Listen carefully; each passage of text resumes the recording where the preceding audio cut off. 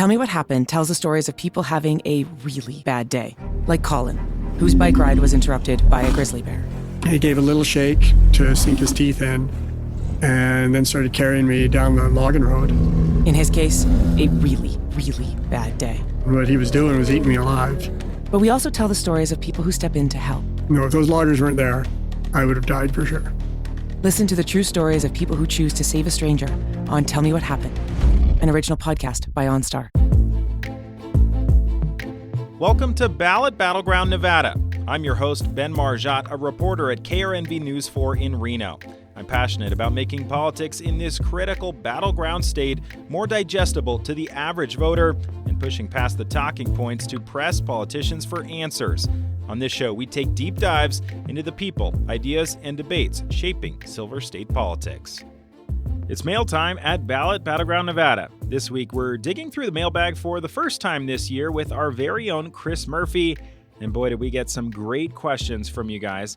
We did our best to answer everything you guys asked, from public lands bills and no tax on tips to special sessions at the Nevada legislature and yes, the 2026 midterms. Not to mention the GSR arena, jackpot thresholds, and which Aces team is more likely to win the championship this season, plus who Chris thinks the Reno Tahoe International Airport should be named after. If it's your first mailbag here, Chris is our fantastic morning show anchor on my TV stations, News 4 and Fox 11. And if you've heard one of our mailbags before, you know it's always fun chatting with Chris. I hope you enjoy the show. News 4, Fox 11, ARC Reno's own Chris Murphy joining us this week. How are you, Chris? Ben Margiott, dad, husband, journalist, podcaster. I'm doing well. How are you? It's great to be here. Great to see you, especially after 5 hours of morning news. Oh, yeah. At least you did have a corn dog and a beer at the end of the show to get you ready for this show. Well, it was Wind Down Wednesday earlier this morning with Charlie Moberly of Tavern Craft Distributors. And he brought beers in from a local brewery, the South Tahoe Brewing Company. I might be messing that up. That's good beer. Yeah. And I know your wife, Kenzie, likes beer, so I would recommend... She snagged a couple. She's already got some for you to take home. We will try it tonight. And we will be, you will be celebrating the completion of this podcast, the mailbag. Now, Ben, last year, 2024, I think we did the mailbag a couple of times together. A couple of mailbags, probably answered, 20, 25 of your listener questions. And actually, Chris, I do love this episode because we get to hear from all of the listeners, and they always make me think about things that I might not have been thinking about, ask things that maybe I haven't asked. So it's some interesting perspectives and questions. What are you thinking about these days, Ben? What's on your mind? I'm thinking about, let's see, how the garden was destroyed in the windstorm. That was insane this past weekend. Yeah. The wind earlier this week was some of the strongest I've felt in living here almost 6 years. Yeah, it was brutal. We almost lost a chunk of fence. Our neighbors did lose a chunk of fence because we're up in the North Valley. It's even windier. I'm sure you had that out in Spanish Springs as well. Yeah. All right. Well, let's blow through this podcast, shall we? Let's do it. Yeah, we got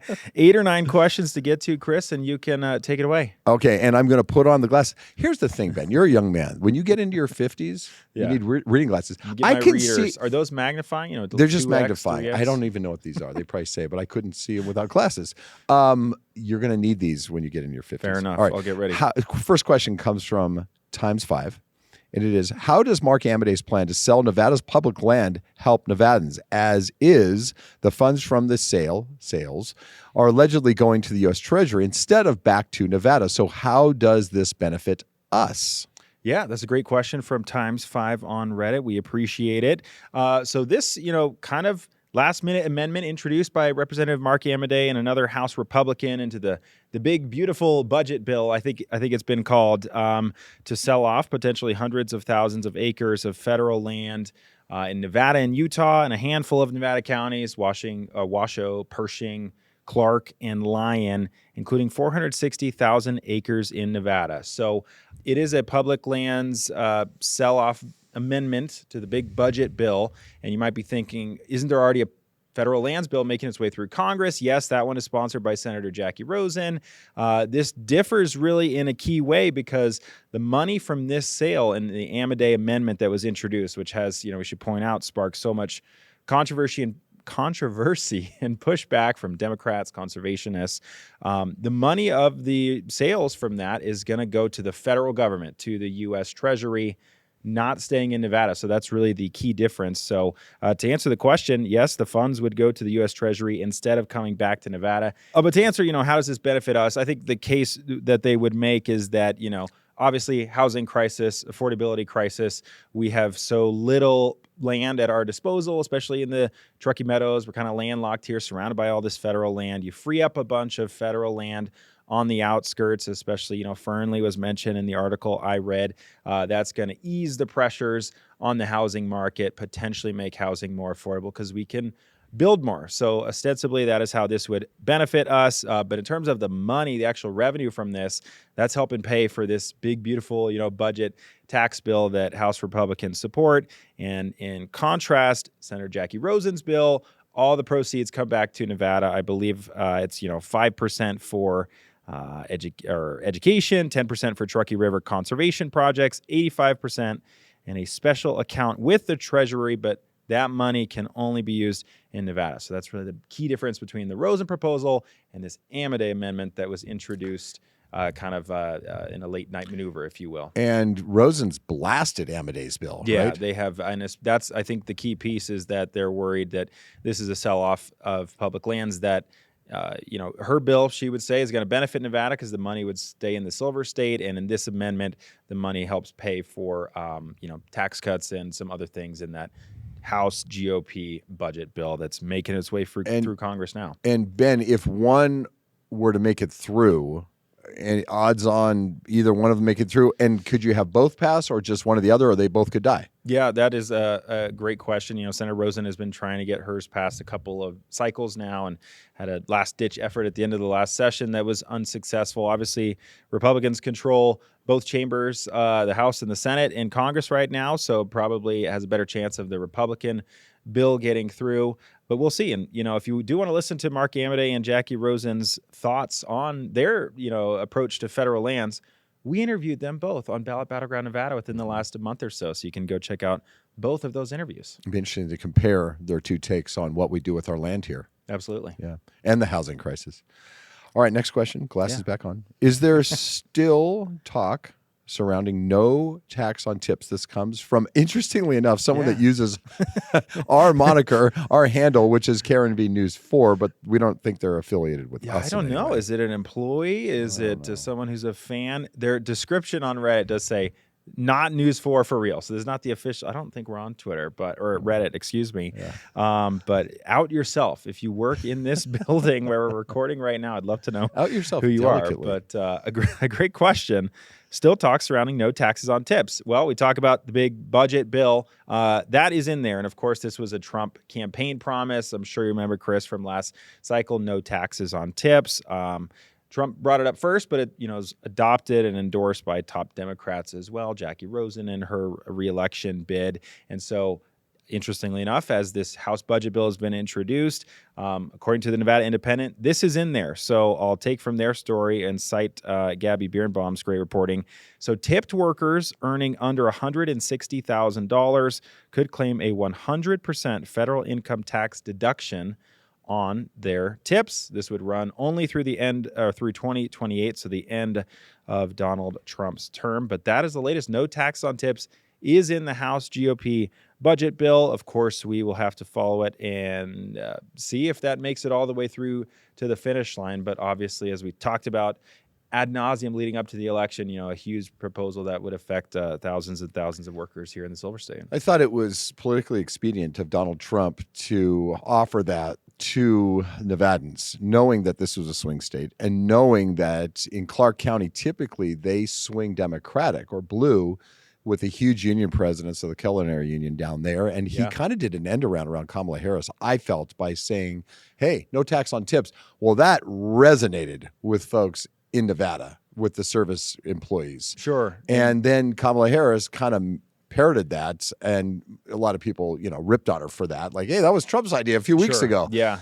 I'm wondering, though, and I'm not sure if we've looked into this, can't Trump just issue one of his hundreds of executive orders for these tax on tips, or is that the purview of the legislature? Does it have to go through a bill? How does that even work? Yeah, my guess is, since it involves taxes and money, that is something that has to go through Congress, which has the power of the purse, and they plan to do this through, budget reconciliation, which is I don't want to get too wonky on folks, but you don't need 60 votes in the Senate to pass a budget reconciliation because it's just dealing with a budget. So you can kind of shoehorn some things in there that are related and adjacent. And so we'll see. But yeah, as you mentioned, Democrats came around and supported it as well. Attorney General Aaron Ford here, I'll read a quote from him. Tips aren't a bonus, but the foundation of how many people pay rent, feed their families, and afford childcare. I mean, it's pretty widely supported here in Nevada and would put some money back in people's pockets. And, it was a huge issue in 2024 because that was the inflation and the economy election, right? Where people are just worried about the higher cost of living. And this proposal, if it goes through, would save them a decent amount of money. Yeah. Running a business comes with a lot of what ifs, but luckily there's a simple answer to them. Shopify. It's the commerce platform behind millions of businesses, including Thrive Cosmetics and Momofuku, and it'll help you with everything you need. From website design and marketing to boosting sales and expanding operations, Shopify can get the job done and make your dream a reality. Turn those what ifs into... Sign up for your $1 per month trial at shopify.com/special offer.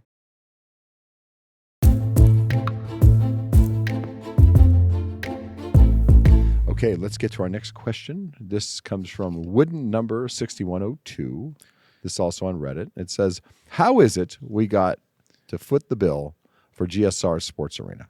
While I'm sure the projects will provide meaningful employment for 1/100th of Nevada's workforce, that's sarcasm, most projects import workers from out of the state, and put hundreds of dollars of revenue into city or county coffers, still, the benefits to me as a sage and sand-born Nevada desert rat elude me. Yeah. So the GSR Arena project, we covered it extensively last week. I'm sure you remember, Chris, not that long ago, 10,000 seat arena, the Topgolf-like golf facility, which, by the way, going to be a big upgrade from the current what's it called? The current driving range. You're hitting it out into the water, but this, I think would have a couple stories, and I'm sure we'd find Chris Murphy there at around 1 o'clock most days. Topgolf's great. Have you ever done Topgolf? Oh yeah, it's a blast. The so Roseville fun. one. Yeah, that's the closest one to us here in Northern Nevada. Yeah. So it'd be great if they had something like that.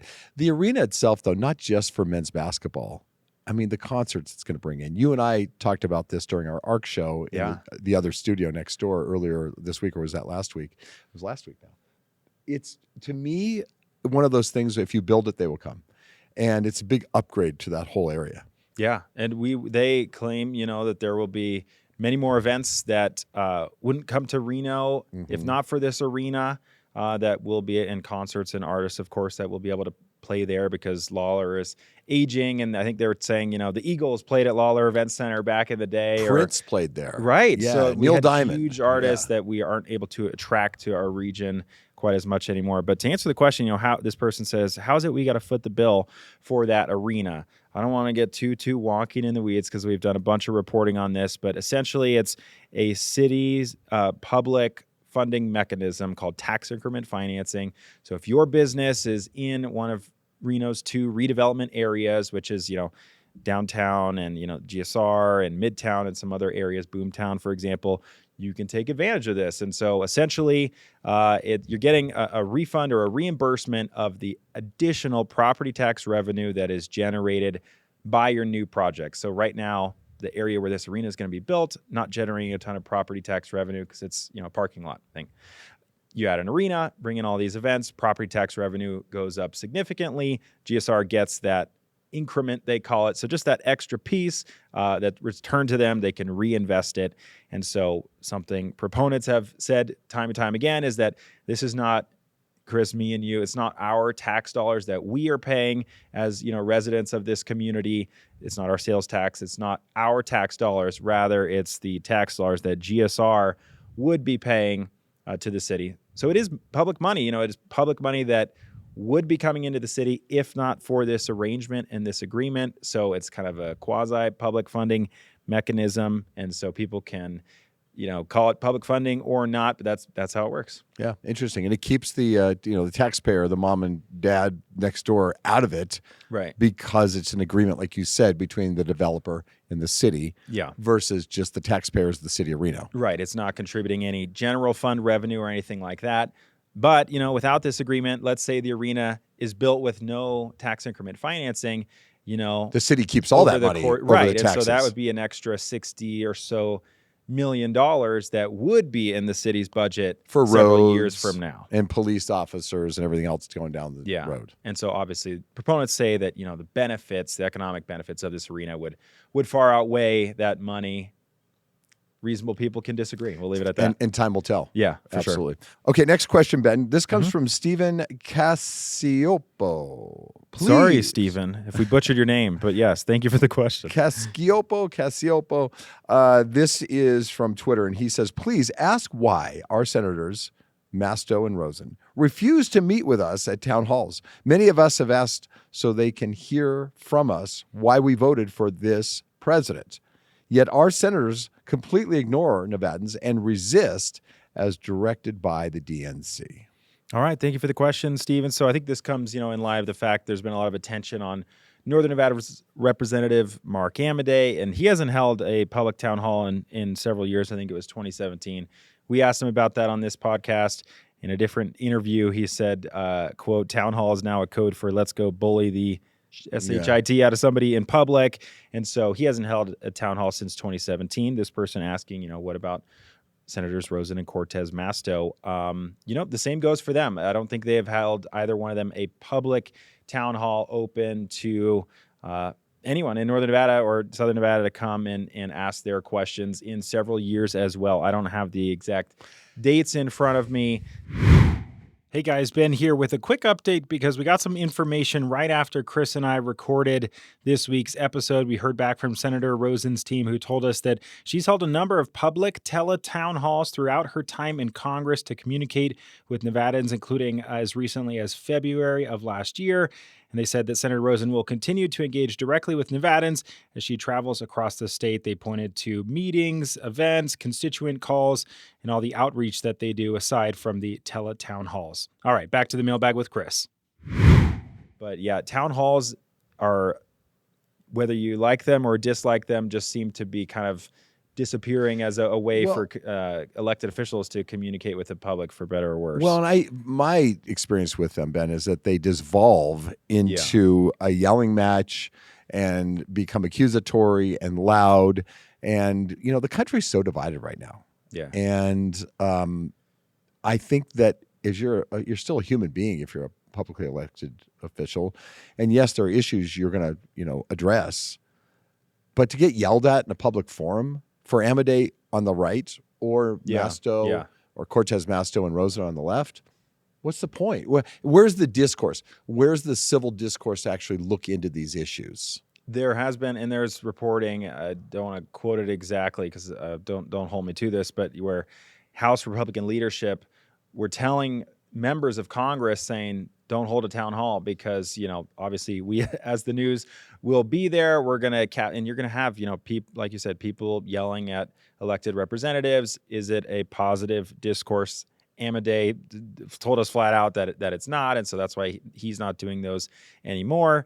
And then he told us also, but, on the same hand, he says he's very responsive to, if you actually have a question that you want to get answered, reach out to his office and they will kind of work one-on-one with you to try and get that answered to the best of their ability. But yeah, I think I covered that 2017 town hall. It was with Amadei. It was with then Senator Dean Heller. And yeah, it was shouting matches. It was screaming. It was acrimonious. And yeah. I mean, what really gets decided there? Sure. Yeah. All right. This is the next question. And this comes from NV Boomer. How many NV legislative special sessions are we looking at in 2025? My guess is at least two. One that immediately follows the regular session because the government doesn't sign the Dems 2026 budget, and one in September, October when Congress passes the FFY 2026 budget. Yeah, so special sessions, always a hot topic. We'll set the stage for folks a little bit here. Right now, we're at the start of May. Session ends in June. And the biggest hangup right now seems to be that Governor Joe Lombardo wants raises for charter school teachers included in the budget. Democrats have, as of now, passed a budget that does not have raises for charter school teachers in there. And he's saying he's not going to sign the education budget if they don't put those raises in there like they are for traditional K through 12 public school teachers. Is that Is he actually going to veto? Is that just a threat? Is that going to bring them back to the bargaining table? We don't know. Will that be resolved by, June 1st, sine die, when they end the session?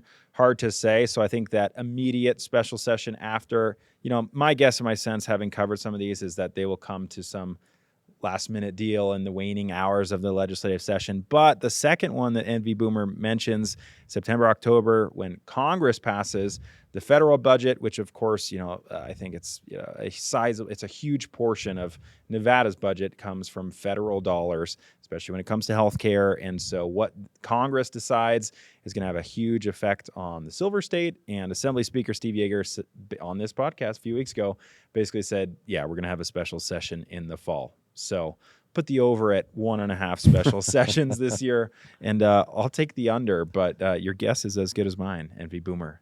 Fair enough. And of course, shortly after we recorded, Assembly Speaker Steve Yeager sent a press release saying that he will be including a conceptual amendment in a bill to include charter school teacher pay raises. That bill is set to be heard Thursday morning at the legislature. And of course, that if that goes through, that lowers the likelihood of a special session for the education budget. All right, back to the show. Choosing a bottled Starbucks Frappuccino drink that's all flavor and just 100 calories? Easy. Choosing between creamy vanilla, double chocolate, and sea salt caramel flavors? A little harder. Try the delicious new Starbucks Frappuccino light drinks. Look for them wherever you buy groceries. Start with Starbucks coffee.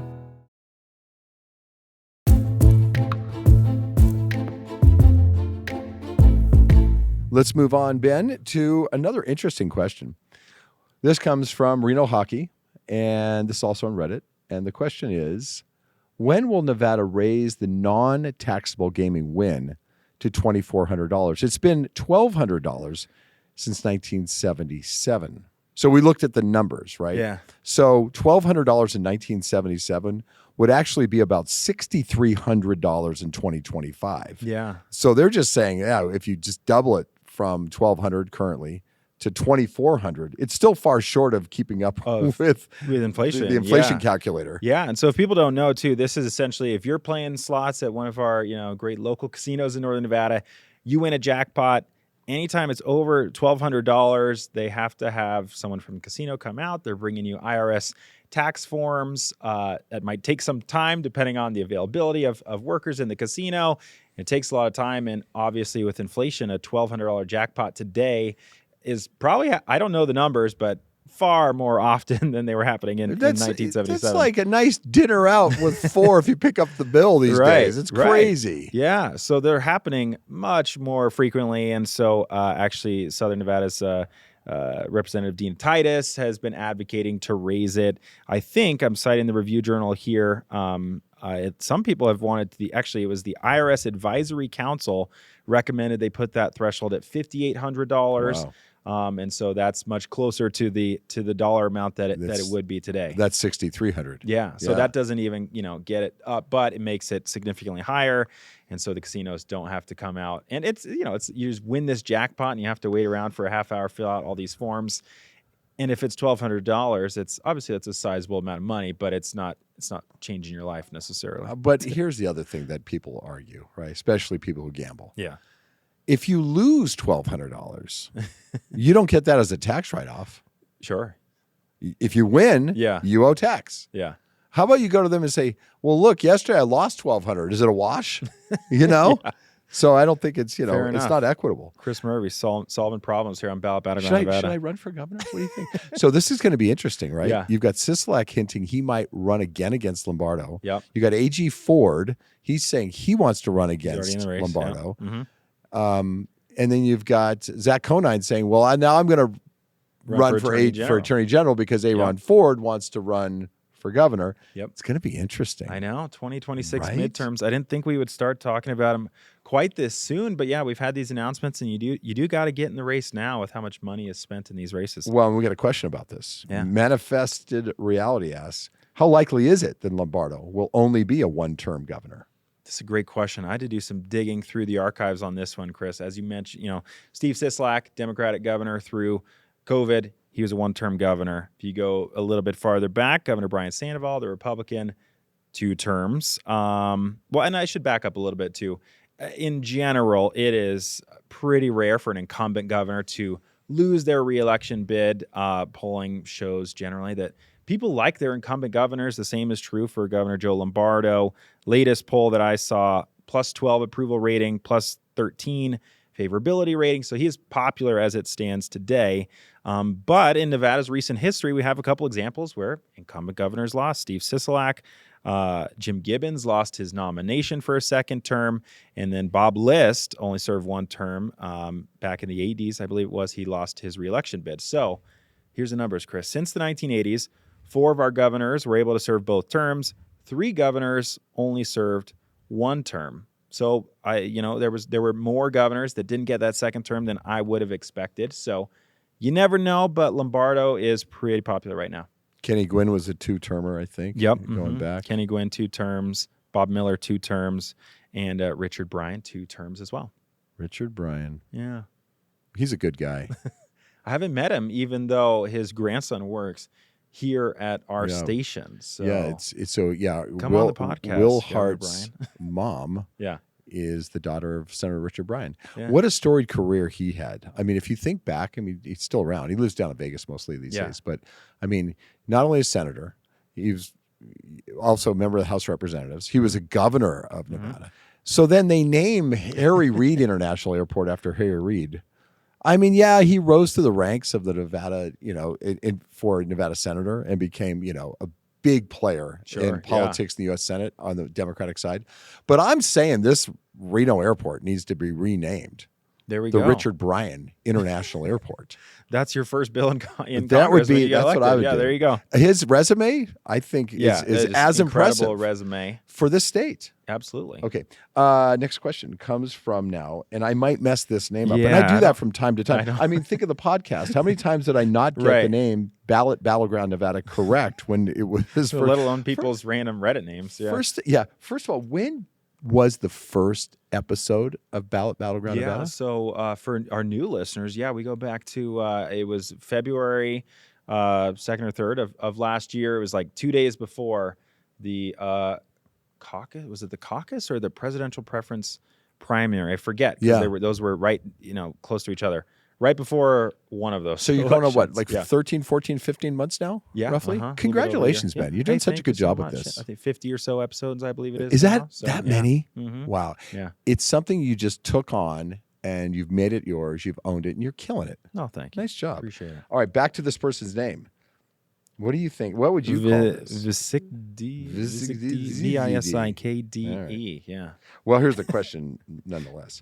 Are the state and national Dems going to meaningfully support credible opponents to Amodei? Yeah. Mark Amodei, of course, the representative of Congress representing the Reno area. Yeah. And so, in many previous cycles prior to 2024, Democrats ran a candidate. And, this, Chris, is a plus 20 some odd Republican point district. And so they put up a Democratic candidate who does not get a lot of funding from Nevada Democrats or certainly, House Democrats. And they have lost by anywhere from 15 to 37 points back in 2014. And so it's such a red district. But in 2024, there was a different strategy. They did not run a Democratic candidate. Instead, it was the nonpartisan Greg Kidd. And the result was essentially the same. He lost by 19 percentage points despite spending a ton of his own money in that race. And he said he's running again in 2026, but the demographics and the partisan breakdown of the district are going to be almost the same. Do you remember how much Greg Kidd actually spent? Did we tell you that? Yeah. It was millions. Millions and millions of dollars, mostly of his own money, venture capitalist, entrepreneur type. Yeah. He's a Californian originally, isn't he? He was. Yeah. He was in Silicon Valley, moved to northern Nevada a year or so, 2 years maybe before that race. Here's the last but not least, I would say the most fun question. This comes from Organic Dozer. Will the Aces win the championship? Now, there are 2 Aces teams in Nevada. Right. Yeah. Who are we talking about here? Organic Dozer. My guess is the Las Vegas Aces, the WNBA team, because they've won a couple WNBA titles in recent years. But we're in Reno. So we have to talk about our Reno Aces here. Baseball team. Of course, yes. Minor league baseball team. AAA for the Arizona Diamondbacks. You go to Aces games ever, Chris? Yeah, they're fun. They're I a like to go blast. when it's warm, though. It's been cold all week. It was such a bummer. Their opening day, you remember this, Chris? It was Shannon Kelly, poor Shannon Kelly from NSN, was out there all morning long doing live shots. I think it was like dumping rain. It's like 30 degrees for opening day. And it's just like, oh, man, that's a bummer. No. But now we're turning the corner. Go to an Aces game, and they are, to answer the question, will they win the championship? Can't say that, but they're 21-19, second in the Pacific Coast League West Division. And they've won it a couple times before, including in 2022. So go Reno Aces. Yeah, it's fun. The ballpark's great. The food choices are great. Yeah. It's just a great venue. Yeah. We've taken our son out there, sit out on the grass. He can run around, roll around, eat hot dogs left and right. It's just, it's the best atmosphere. Very good. Yeah. Anything else on your mind, Ben? No, how much more sure? time do we have? I'm just kidding. Yeah. What do you got going? You're leaving town, right? You're going on a trip soon. Where are you headed? Buddy of mine who I worked with at the NBC station in Chico, California in the 90s. Okay. Got to know his father well. His dad on Thursday, May the 15th, turns 100. Oh, my gosh. And he's an interesting guy. His name's Jack Tellen, and he was a Hollywood agent back in the day for Marilyn Monroe and Dean Martin and all those guys. So he has all these inside stories. They're fascinating about Ava Gardner and all that. 100 years old and sharp as a tack to these days. Absolutely incredible. Yeah. So where's the big birthday down bash? Palm Desert, California. And then my mom's down there too. So I get to go see mom. Play golf with my brothers coming down. So should be a lot of fun. Play golf. 100-year birthday 100-year party. birthday. That's awesome. And I'm ready for the warm weather. Yeah. And then we're going to get it next week. So yeah. By the time you get back to Reno, we're going to be mid-70s, 80s, and loving it. So all right, Chris. We'll have to have you back sometime later this year. We'll make this, 2 times a year tradition or something. It's kind of like the legislature. Right. Well, no, only we're doing this twice a year. They do it every other year. Every other, yeah. Well, thank you for including me, Ben. I appreciate it. Anytime we can get, Reno broadcasting legend Chris Murphy. Stop. You are in the Broadcasters Hall of Fame, I know. so I'm not just I'm blowing turning off the smoke mic. here. I'm turning off the mic. Chris, thank you so much. It's been a pleasure.